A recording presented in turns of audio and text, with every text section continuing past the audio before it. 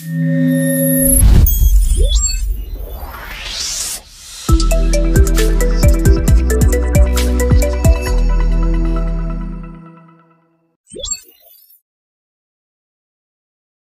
auditeurs d'Ifriqiya FM et chers viewers, bien le bonjour à vous. Nous sommes à la SAFEX à Alger, capitale algérienne, mais aussi capitale économique et commerciale, durant cette 4e édition de l'IATF 2025. La foire intra-africaine se déroule, je vous le disais, les travaux battent leur plein. Et justement, aujourd'hui, c'est une journée consacrée à l'émancipation des femmes africaines. Justement, on a pu remarquer la présence des entrepreneuses ici, à la SAFEX pour exposer, pour commercialiser leurs produits. Elles sont venues d'un peu partout, elles sont là justement d'un peu partout d'Afrique. J'ai le plaisir d'accueillir sur ce plateau d'Ifriqiya FM Badria Hussein Liban, entrepreneuse djiboutienne. Bien le bonjour à vous madame. Bonjour. Bonjour, merci d'avoir accepté notre invitation. Merci à vous de m'avoir invité. Tout le plaisir est pour nous et avec nous aussi Mzoura Al-Hayani, chroniqueuse à Ifriqiya FM mais aussi entrepreneuse algérienne. Bien le bonjour à toi Mzoura Al-Hayani. Bonjour. Bonjour. Alors je le disais, cette foire, l'Intra-African Trade, l'IATF 2025 qui se déroule à Alger, est aussi une opportunité pour les femmes entrepreneuses de commercialiser leurs produits et justement de dynamiser, de construire l'économie continentale. On commence par vous, peut-être Badria Hussein Liban, sur votre expérience en arrivant en Algérie et en participant à l'IATF. Eh bien, sincèrement, j'étais agréablement surprise de l'arrivée déjà à l'aéroport. L'accueil était très chaleureux. Ensuite, à l'hôtel, pareillement, et jusqu'au centre où l'événement se déroule. Tout a été agréable, facile, et sincèrement, j'ai rien à dire à part waouh. Oui. Mzoura Al-Hayani, aussi ta participation à l'IATF, est-ce que c'est une opportunité pour nouer des contacts, pour commercialiser, pour faire des deals? Oui, effectivement. En fait, durant l'IATF, durant ces 4 jours passés jusqu'à présent à l'IATF, on a remarqué la présence de beaucoup d'entreprises. Je dirais qu'on trouve tous les produits dans tous les pays. En fait, chaque pays, il y a cette diversification, il y a des produits. En fait, je pourrais dire qu'aujourd'hui, les entreprises africaines elles sont partout, dans tous les domaines. Donc, on explore tous les domaines, que ce soit femmes, que ce soit des jeunes aussi. Ils ont travaillé leur façon les produits, le packaging. Il y a ce développement, il y a cette amélioration. Et aujourd'hui, je dirais que l'Afrique, dont on parlait il y a des années derrière, quand on disait que c'est consommatrice, durant l'IATF, ça prouve qu'on n'est plus juste consommateur, mais aussi producteur. Et Badria, comment jugez-vous peut-être le rôle de la femme africaine dans la construction de l'économie continentale? Eh bien, moi, je dirais un pays est composé de 2 genres, les hommes et les femmes. C'est 50-50. S'il y a une moitié qui travaille et l'autre moitié qui ne fait rien, le pays et le continent ne vont pas avancer. Donc le fait que les femmes aussi deviennent des entrepreneurs, le fait qu'elles travaillent, ça c'est toujours une valeur ajoutée pour le continent et pour le pays auquel elles appartiennent. Et c'est vraiment très important. Et les femmes ont cette imagination qui permet d'améliorer les choses, comme a dit Zouera. Les femmes apportent une certaine qualité aux produits. Ce n'est plus ce qu'on faisait avant, ni fait ni à faire, mais maintenant que ce soit dans la publicité, le marketing, le packaging, le processing, la qualité du produit, tout est là, on n'a rien à envier aux autres continents. D'accord, exactement. Mzoura Al-Hayani, vous êtes d'accord aussi avec Badria concernant le rôle que peuvent jouer les femmes africaines dans l'émancipation et dans la construction de l'économie? Oui, je suis d'accord bien évidemment avec elle. Parce qu'aujourd'hui, surtout les femmes africaines, déjà, dans notre culture africaine à la base, beaucoup on est des sociétés matriarcales. Donc on met toujours la femme en avant. Oui. Et durant l'IATF, on le voit, à côté de chaque homme, il y a une femme. Ça veut dire que les femmes, elles accompagnent les hommes partout. Et on voit, comme le disait Madame Bedria, les femmes aujourd'hui, elles ont cette amélioration aussi, elles ont une grande imagination. Elles font, on dit toujours que le diable, il est dans les détails. Et les femmes, elles font toujours attention aux petits détails. Donc même moi, je fais toujours référence au packaging surtout. Parce que j'ai remarqué qu'il y a beaucoup de produits, on parle des femmes, donc il y a beaucoup de femmes entrepreneuses qui ont ramené leurs produits.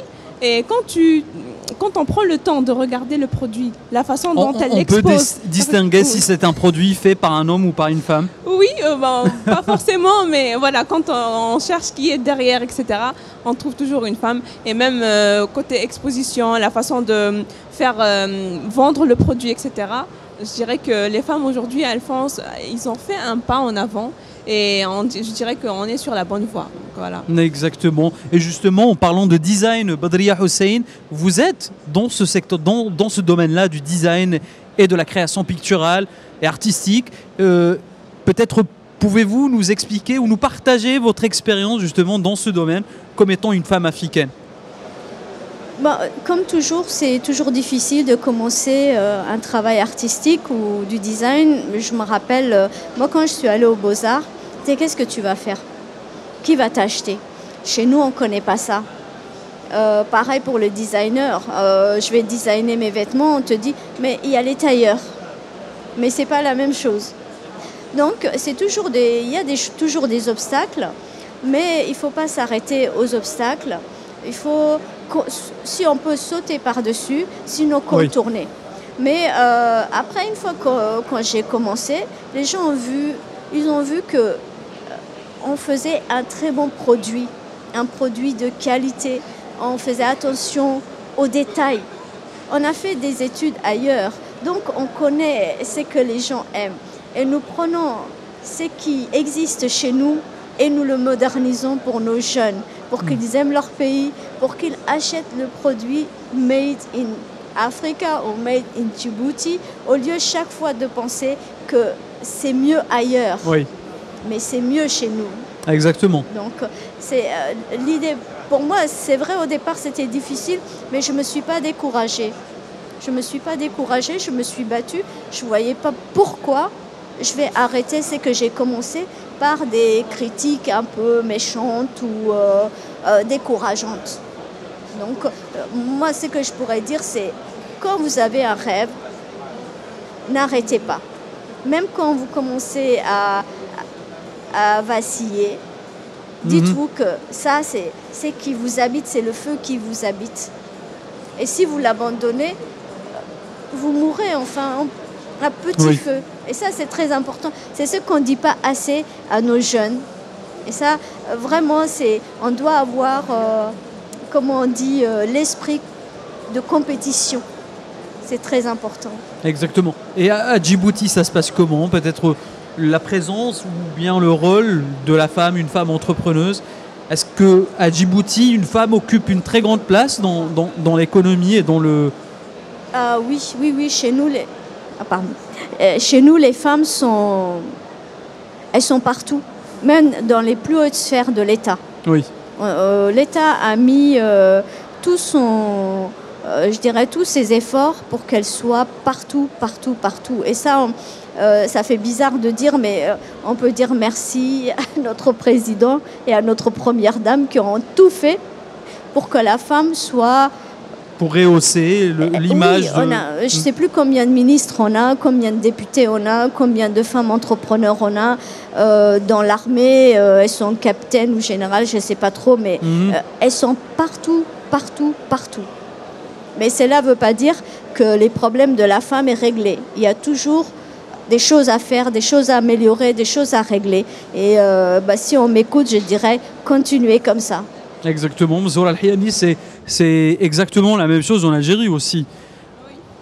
En fait, je dirais qu'en Algérie ou dans le continent africain en général, d'ailleurs, ici, on est au SAFEX, quand on passe devant le centre de l'Union africaine, on voit Empowering Women. Donc, c'est un programme déjà qui est inclus dans l'agenda 2063. C'est que la femme, elle est au cœur de l'entrepreneuriat, elle est au cœur de l'économie africaine, c'est qu'elle contribue beaucoup Aujourd'hui, il y a beaucoup de programmes aussi de Empowering Women. Dans plusieurs pays, on voit toujours un petit côté qui est destiné à la femme, aux jeunes surtout, parce que c'est l'avenir aussi, qui les encourage, des programmes d'accompagnement. Donc je dirais qu'on a fait un excellent travail. Que ce soit l'Algérie, que ce soit l'Afrique en général, on a bien avancé. On valorise le rôle de la femme et l'apport de la femme dans l'économie. Oui. Voilà. Et c'est ce qui aussi qui rajoute une valeur ajoutée. Parce que c'est vrai qu'on l'a dit tout à l'heure, les femmes en général, elles font attention aux détails. On a toujours un plus, leur voix compte et le rapport il est énorme. Donc il faut toujours écouter. Et c'est vrai qu'on parle beaucoup d'obstacles. Et que ce soit pour les hommes ou pour les femmes, on retrouve toujours des obstacles. Et donc voilà, il ne faut pas se décourager, il ne faut pas baisser les bras. Madame le disait tout à l'heure, peu importe là où on est, d'ailleurs, il faut le savoir aussi parce que souvent on oublie que peu importe dans le monde où on est, en Afrique ou dans un autre continent, on trouve toujours des obstacles. Donc il faut toujours regarder et avoir espoir, regarder ce qu'on peut faire, comment on peut tourner ces obstacles-là à notre avantage. Comment faire en sorte que ces obstacles travaillent à notre compte. C'est ce qui compte beaucoup plus aujourd'hui. Voilà. Exactement. Et Mzouara El-Hiani vient de citer justement les institutions officielles en Afrique, l'Union africaine. Est-ce que ce genre d'événement, l'IATF, peut justement rapprocher ou redonner confiance aux opérateurs économiques, femmes ou hommes, leur redonner confiance en les institutions continentales? Vous voulez dire pour les femmes? Oui, pour les femmes, oui. Ah oui, tout à fait, parce que déjà, le fait de se rencontrer, de rencontrer toutes les femmes et toutes ces entrepreneuses femmes qui sont là, même les institutions financières, ils vont faire plus confiance aux femmes. Et si ces genres d'événements se reproduisent partout sur le continent, oui, ça va être quelque chose d'énorme pour le continent et pour les femmes, et je dirais même pour les hommes, parce que en fait, nous, on n'est pas des féministes comme on entend ailleurs. L'homme et la femme travaillent ensemble. Hein. Par exemple, moi, je suis mariée et je suis ici, j'ai laissé ma maison là-bas, ma famille là-bas, mais mon mari, il m'encourage. Il m'encourage pour aller de l'avant et pour réussir dans mon domaine. Donc, chez nous, je dirais, l'homme aide sa femme à aller aussi loin que lui. Et ça, c'est très important. C'est vraiment important. Et ce genre d'événement montre bien que l'Afrique a une autre manière de penser. Une autre manière à nous de voir notre continent. Et ça, c'est très important. Pendant longtemps, on a imité les autres et on a vu le résultat. On n'a pas avancé, on a fait, je dirais même pas du surplace, mais du recul. Oui. Alors que maintenant, quand on pense, quand on voit les choses de notre point de vue, les choses avancent beaucoup, beaucoup plus vite. Oui. Voilà, et ça, c'est vraiment très important. Exactement, effectivement. Mzouara El-Hiani, justement, pour reprendre justement, quelles sont selon vous les difficultés que la femme africaine rencontre dans son quotidien, c'est-à-dire? Dans le quotidien, je dirais qu'actuellement, les femmes africaines, on ne voit pas beaucoup de différence, juste parce qu'on est femme. C'est rare où on rencontre ce genre d'obstacle et on se dit juste parce qu'on est femme, on a cet obstacle-là. Je dirais que c'est le même obstacle même pour les hommes. Donc, c'est technique des fois, ou bien le plus accès au crédit, etc. Oui, mais voilà, on se dirait donc, que c'est... Il y a ce problème de financement. Oui, financement. Quand on est une femme, il y a une difficulté à accéder au financement. Oui, ça c'est vraiment le plus gros problème. Sinon, le reste administratif, je pense que c'est réglé. Par exemple, quand on veut créer une entreprise, ils ont fait les guichets uniques. Ça va en 3 heures, on a nos patentes, on a tout ce qu'il faut. Mais le côté financier maintenant qu'il faut régler. Mais financement, ça n'impacte pas que les femmes africaines, c'est aussi les hommes africains aussi. Oui, mais en fait, par exemple, les banques, les banques, ils font plus confiance à un homme, parce que souvent ils imaginent que les femmes sont émotives, c'est les femmes. On nous imagine pas en femme d'affaires qui va défendre son entreprise, ses affaires. En tout cas, c'est la mentalité que j'ai vue quand on va aller demander du crédit au niveau des banques. Mais vous, justement, vous allez défendre votre affaire. Vous venez de me parler de votre famille que vous avez laissée à Djibouti, justement. Vous défendez votre famille ici en Algérie. Vous êtes en train de travailler pour votre famille. Donc, je trouve normal que vous allez aussi travailler pour votre projet aussi. Oui. Mais un banquier, lui, il ne voit pas les choses de cette manière-là. Lui, tout ce qu'il voit, qu'est-ce que tu as comme capital ou qu'est-ce que tu as comme garantie à nous donner. Par contre, quand c'est un homme, je ne sais pas, c'est psychologique, il va dire oui, l'homme, il va avoir quelque chose, donc je peux lui prêter de l'argent. Alors que souvent, les femmes, quand on lui prête de l'argent, c'est elles qui remboursent le plus. Et ça, c'est une mentalité aussi à changer au niveau des institutions financières. Mazoura Al-Hayani. En fait, oui. Pour rebondir. Peut-être je ne serais pas entièrement d'accord avec ça. Oui, c'est vrai que ça existe. Mais je dirais qu'actuellement, moi, personnellement, je n'ai jamais eu des problèmes pareils.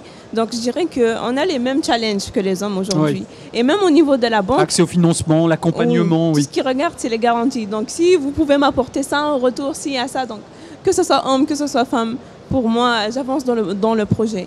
Et je dirais qu'aujourd'hui, les institutions, au contraire, elles encouragent les femmes. Elles encouragent les femmes à beaucoup investir. Donc, on les accompagne. Il y a toujours des... Après, en général, que ce soit les jeunes aussi, on entend souvent les jeunes se plaindre parce je suis jeune, on ne me fait pas confiance, on n'avance pas avec moi. Donc je dirais qu'aujourd'hui c'est vrai, ça existe. Beaucoup ne font pas confiance, mais ça c'est les gens qui ont des mentalités qui sont un peu coincés dans des méthodes un peu anciennes. Mais aujourd'hui, quand on avance, surtout avec la vision de l'Union africaine, avec l'agenda 2063, Empowering Women and Youth, je dirais qu'on a fait pas mal de pas en avant. On s'est beaucoup amélioré. Donc, on voit nos institutions aujourd'hui nous accompagner dans différentes démarches et on nous encourage au contraire à investir, à faire beaucoup de choses. Donc, je dirais que malgré les challenges qui nous restent, malgré le petit nombre de personnes qui ne nous font pas confiance, que ce soit aux femmes ou aux jeunes, mais avec la vision déjà, on voit toujours beaucoup plus déjà de femmes et de jeunes. Et par exemple, ça c'est beaucoup plus à l'emploi, au travail, on encourage les femmes. Toujours on voit en bas, dans le portail de l'Union africaine, que les femmes sont encouragées beaucoup plus à postuler, à travailler. Et quand on est femme, mais seulement dans la réalité, parce qu'on est femme, on a, je pense, 5 points de plus que les hommes. Donc c'est 5 plus en avant qu'un homme quand ils font la comparaison des profils. Donc je dirais que on est dans un environnement ou une Afrique qui accompagne ces femmes, qui encourage ces femmes à se mettre en avant et à travailler, voilà, pour apporter encore un plus. Exactement, effectivement, il y a une petite différence entre ce que fait l'Union africaine et ce qui se passe dans la réalité avec les banques où on met notre argent dedans. C'est ça, la différence est là. C'est vrai que l'Union africaine ou les gouvernements encouragent justement l'entrepreneuriat. Voilà, ils encouragent d'ailleurs partout dans les informations. Femmes à s'émanciper, oui. Voilà, et ça, ils encouragent très bien. Mais maintenant, il faut que même soit l'Union africaine, soit les États aillent voir, quand j'ai dit institutions financières, c'est les banques. Il faut qu'on ait des banques commerciales. Nous, on a des banques de dépôt ou d'épargne. Et ces banques-là ne financent pas, ne prennent pas de risques. Un entrepreneur, c'est quelqu'un qui prend de risques. Et c'est très important qu'il y ait des institutions financières qui les suivent dans ces risques. Parce qu'après, si nous gagnons, eux aussi gagnent.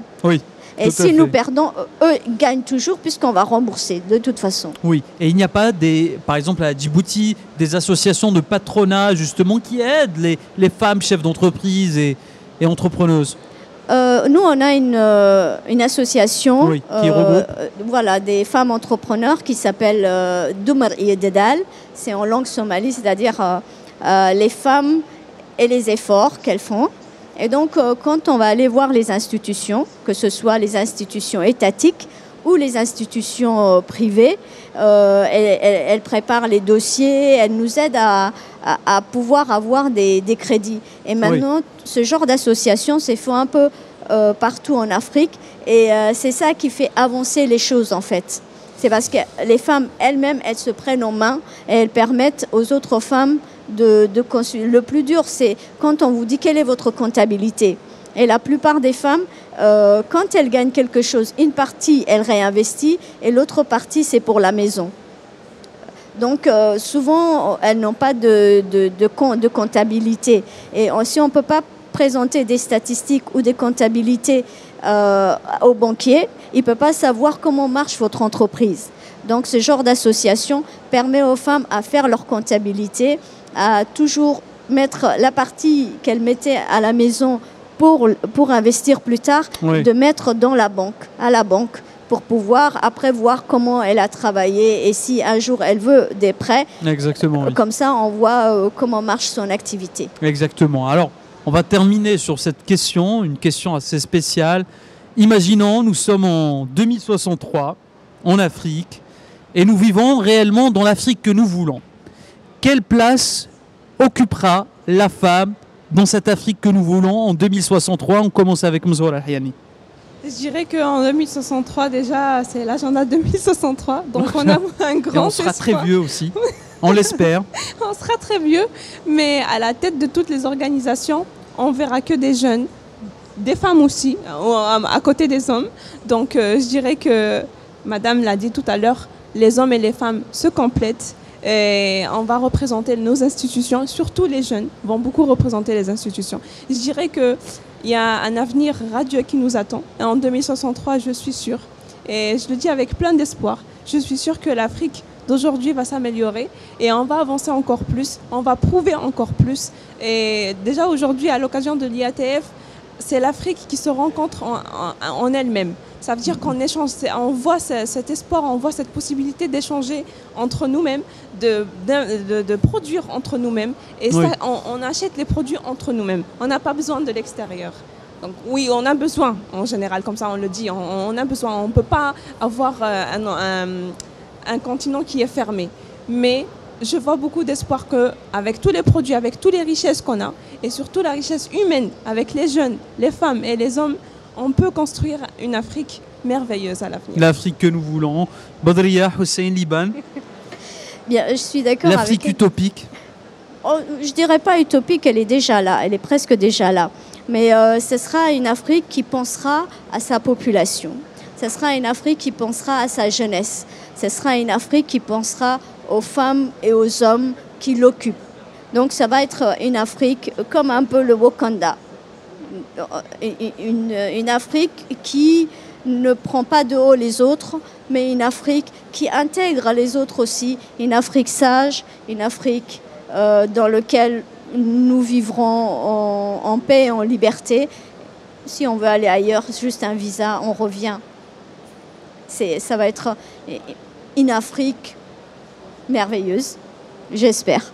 On l'espère aussi, on l'espère. On arrive à la fin de cette émission. Merci, chers auditeurs, de l'avoir suivi. Je tiens aussi à remercier nos invités. Badriya Hussein Liban, qui est femme entrepreneur djiboutienne. Merci d'avoir répondu à mes questions, Badriya. Merci à vous. Tout le plaisir est pour nous.